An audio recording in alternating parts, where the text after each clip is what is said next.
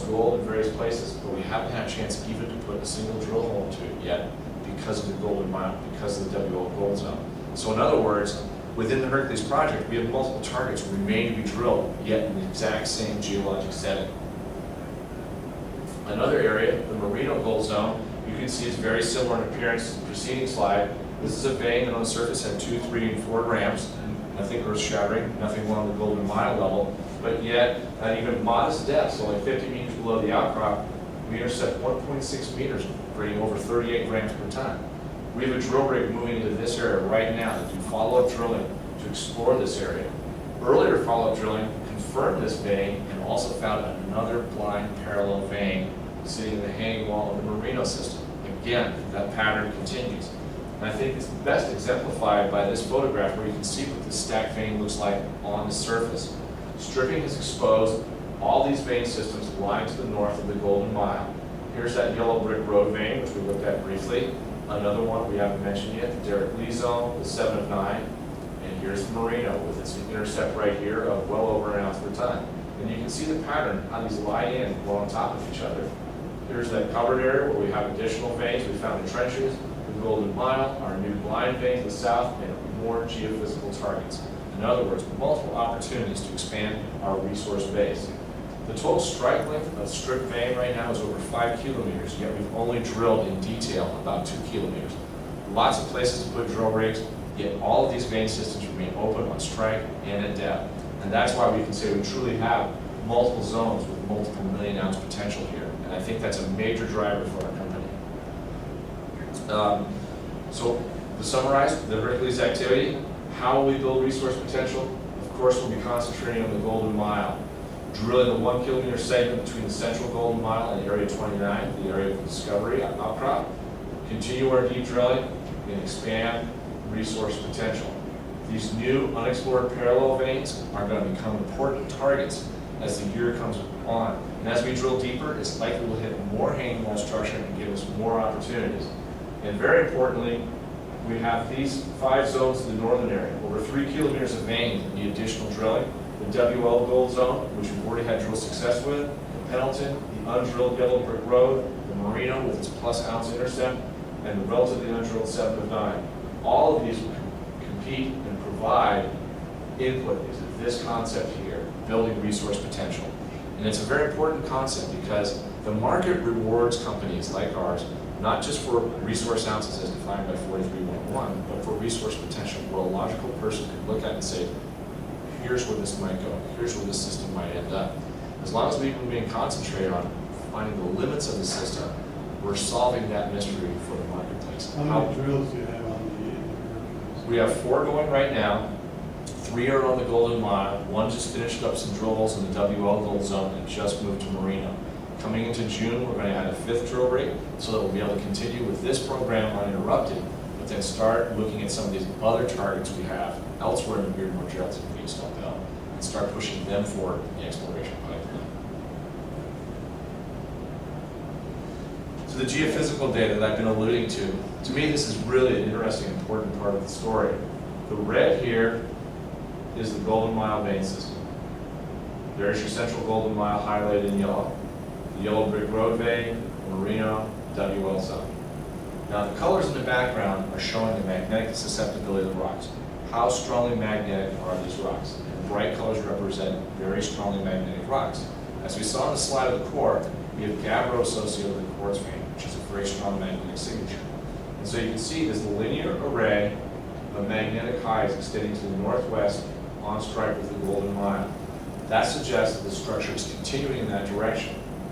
Our prospectors have already been out to this area and found the quartz vein float and sampled it. That suggests that we have found, indeed, the northern extension of the Golden Mile and just need to continue to follow it in this direction, all of which provides excellent exploration potential. You can see the same thing is true for the 7 of 9 Yellow Brick Road Merino vein systems. You can see another parallel feature down here to the south. This alignment of magnetic highs corresponds with the new blind south vein system. So already we've been able to replicate the success of the northern area by drilling in and around these magnetic highs. When we step back from this and look at the broader picture, that last slide covered this area here, The yellow line outlines the Elmhurst Lake intrusion, the granite that hosts the gold mineralization. We can see multiple parallel features in the mag data set. This one out here corresponds to a vein discovered last year called the Golden Gate. The outcrop is right in here. But that is a strong regional scale linear feature exactly parallel to the Golden Mile.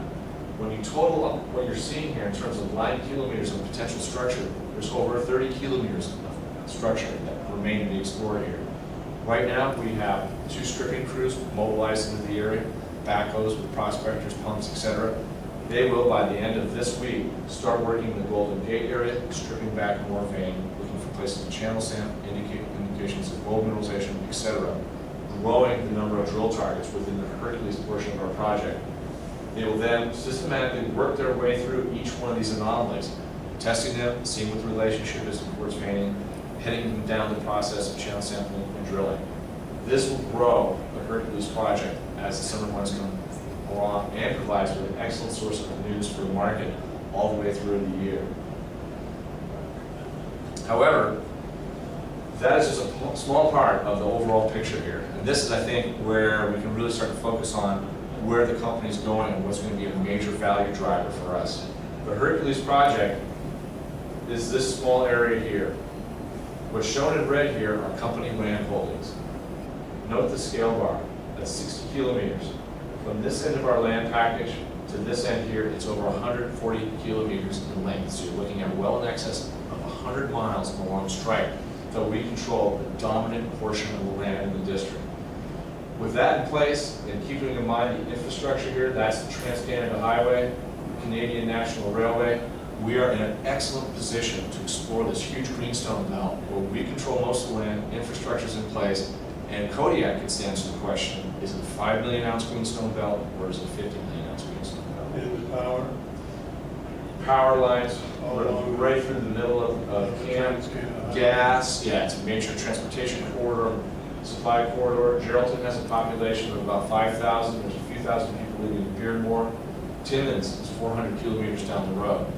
In other words, you're in Ontario where if you go, I'm building an underground mine, everybody goes, fine, that's good. And if you're doing that and you go, I need a replacement part for my jumbo, you can get it in Timmins and it's shipped there in 3 hours. We're not talking about the hinterlands of James Bay. We're not talking about Ecuador. We're talking about, Trans-Canada Highway, an hour and a half from Thunder Bay. And looking at some of these targets, what we've been able to do is take advantage of the things we've learned exploring Hercules. Hey, mineralization is associated with granitic rocks. It's associated with northwest trending structure. Things that weren't previously recognized about gold deposits in this district, and apply that. At the same time, taking advantage of what we knew about the existing gold deposits.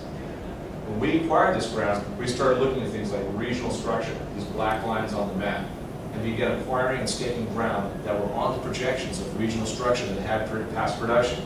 As a consequence, all the small bear paws you see here are all kinds of different targets we've developed exterior to Hercules. This is Hercules up here. The ones in red are particularly high priority for us, but the reality is we have over 30 different targets in our evaluation pipeline now, completely unrelated to Hercules. This is where I think the market's going to start to recognize the value of our company, that you're not talking about one project, but you're essentially talking about a company with multiple projects that just happen to be in one large land package. This is 1,400 square kilometers, so this is a huge, huge area. In the previous slide where you showed all your stakings, who's in the white? The white is at various of our competitors. There's a Sage Gold's up here. There's a little bit of Alto in here. That's Ontex lying in here. Rocksmart has some claims here and here, and then there's the Rocksmart